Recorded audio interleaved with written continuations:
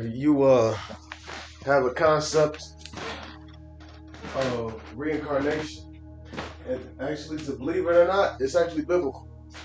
The belief that you've been on this earth before, that you died before, you came back, yeah, you've been here before. And it only makes sense because how is a person who died before Yahushua came on the scene supposed to receive salvation?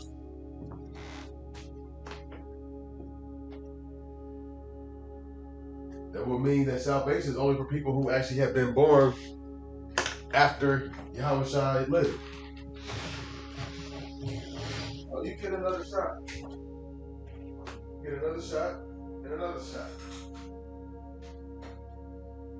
We are put on this earth as infants, been here before, and what do?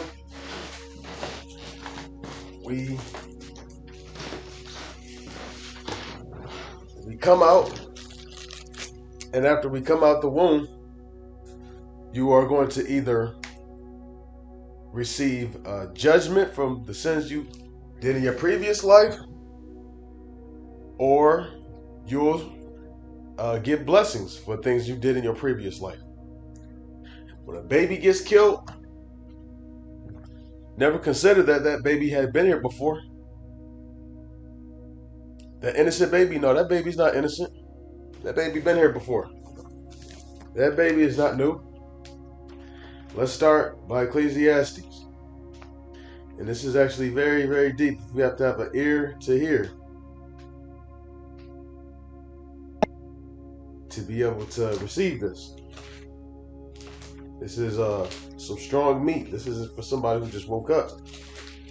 Although the Most High can have it to where somebody just woke up can receive this. But reincarnation is very real. This is Proverbs. Yeah. Bear with me for a brief second. Proverbs. Ecclesiastes, okay. It's Ecclesiastes chapter 1 and verse 1. The words of the preacher, the son of David, king in Jerusalem. And who is that talking about? It's talking about Yahushua. How is it talking about Yahushua? It's talking about Solomon. Solomon is what? Both Solomon and Yahushua are the same. But we're going to keep on. Don't let that be stumbling block. Ecclesiastes 1 and 1. The words of the preacher, the son of David, the king of Jerusalem. Vanity of vanities, saith the preacher. Vanity of vanities, all is vanity. What profit hath a man of all his labor, which he taketh under the sun? One generation passeth away, and another generation cometh, but the earth abideth forever. Now, pay attention to that. One generation passeth away, another generation comes, but the earth abides forever. Next verse. The sun also ariseth, and the sun goeth down, and hasteth to his place where he arose. Now, look at that. Again. I'll read it again. It says, the sun also rise, and the sun goes down. So what does that got to do with the previous verse just read? First said, one generation comes, another generation goes. The sun ariseth, and the sun goes down, and hasteth to his place where he arose. Now, when the sun arises and the sun goes down and the sun comes back up, is that a new sun? No. It's the exact same sun that was there before. It just left and it came right back. Verse 6. The wind goeth toward the south and turneth about unto the north. It whirleth around continually, and the wind returneth again according to his circuits. So now it talks about the wind. It's basically saying that the wind, it says, what does it say? It goes toward the south and turneth about unto the north.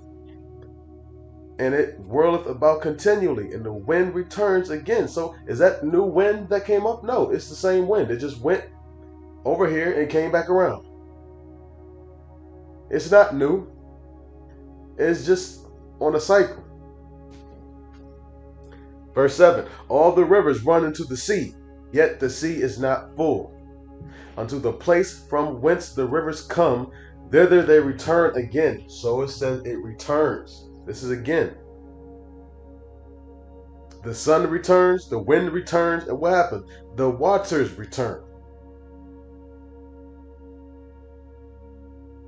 I'll read verse 7 again. All the rivers run into the sea, yet the sea is not full. Why? Because it's on a cycle. Unto the place from whence the rivers come, thither they return again.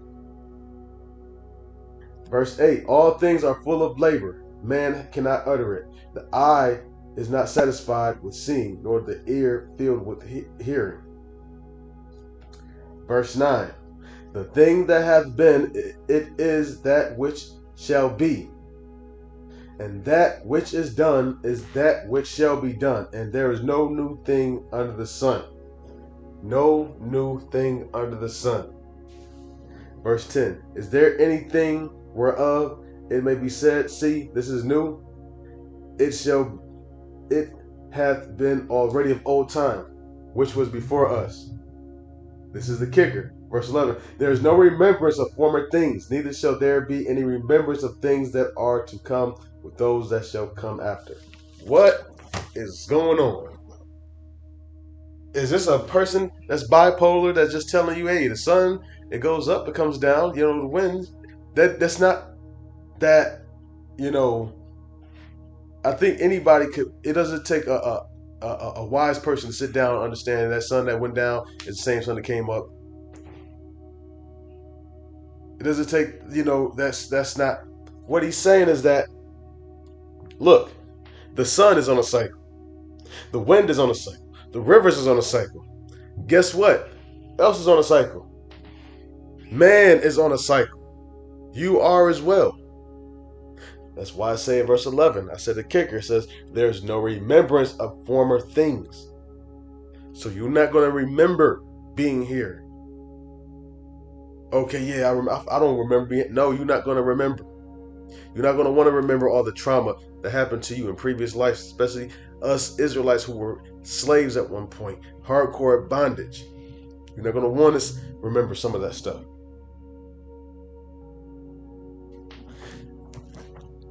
Verse 4, again from the bottom, it says, one generation passeth away, and another generation cometh.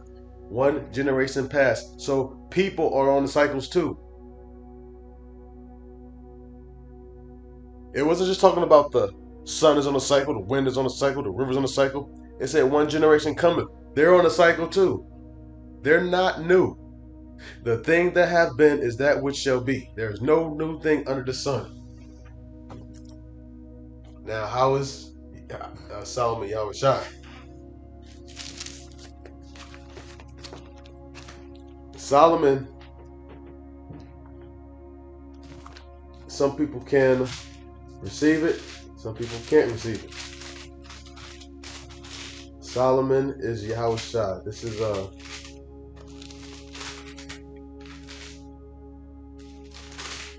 1 second. It should be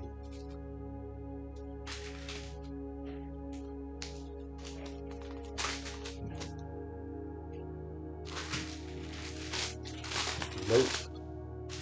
1 second.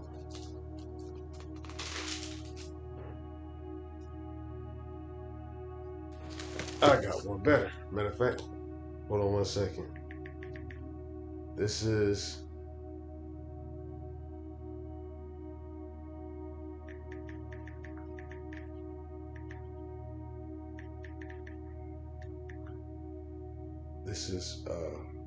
Luke.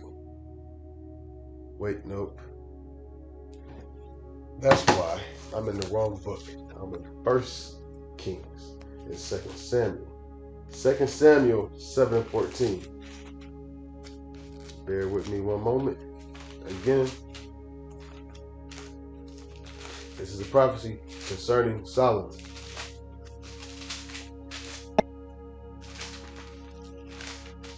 First Samuel 7. Oh, that's a lot of paper. 7 and 14. It says, wait 1 second. Nope. Still not again. Salaki again. 2 Samuel 7 and 14. 2 Samuel 7 and 14. It says, I'm going to start with verse 13. It says, 2 Samuel 7 and 13. He shall build an house for my name, and I will establish the throne of his kingdom forever. This is talking about Solomon. Verse 14. I will be his father, and he shall be my son. Who does that sound like? Who's the Most High's son? Is it not Yahushua? Verse 14, I will be his father, and he shall be my son. If he commit iniquity, I will chasten him with the rod of men, and with stripes of the children of men. Now, if he commit iniquity, I will chastise him with the rod of men. Did Solomon commit iniquity? Yes, he did. Specifically, idolatry. Was Solomon chastised with the rod of men? No. When was Solomon chastised with the rod of men? The answer is no, but it's yes. Because guess what? Everything that's written must be fulfilled. That prophecy had to be fulfilled somewhere, right? Or the Most High is a liar. Matter of fact, we could throw this book away. Solomon was chastised with the rod of men when he came back as Yahushua.